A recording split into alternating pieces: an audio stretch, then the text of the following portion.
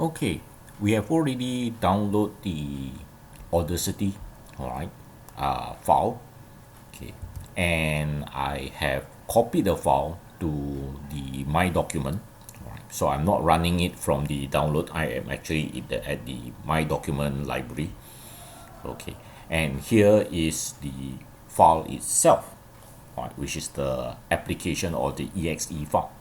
Now, before you actually install anything, all right, yeah, it's always a good idea to back up whatever important documents or files that you have in the computer, all right, just in case. Okay, most of the time nothing will happen, but just in case, all right, 1 out of 1 million.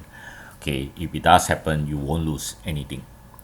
So we'll go through the process, all right. So just a double click. Okay, so you ask us, okay, this is a exe file and do we want to run it?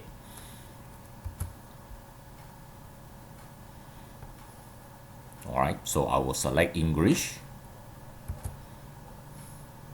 and there will be a wizard. All right, so the setup wizard.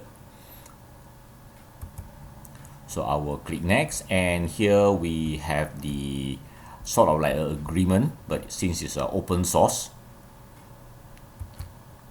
and where do I want it to be? All right, so by default it will have a setting. All right, in this case it's a C program Audacity, but you can place it anywhere you want. All right, so I will also create a desktop shortcut. All right, so this is almost ready to install. I will just install.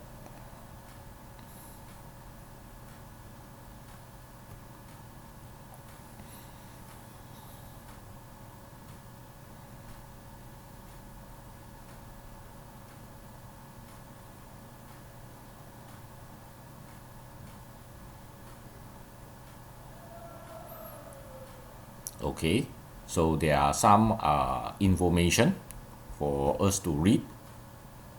Okay, so I'll just click next over here. All right, and basically it says that the setup has finished installing Audacity in the computer. All right, and the application may be launched.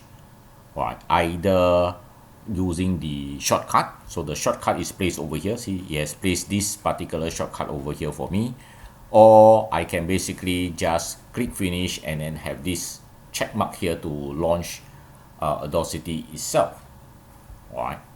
So right now, I'm not going to launch Audacity from here. Okay. All right. So I'll just click finish and this thing should disappear. All right. So it's now disappeared. Now, after the installation, I will suggest that you basically do a restart of the computer because some of the registry has been changed. Right, that will keep everything fresh, although it is not mentioned here. Okay, then after restarting the computer, just try to launch the Audacity from your desktop or through the icon that it has placed for you.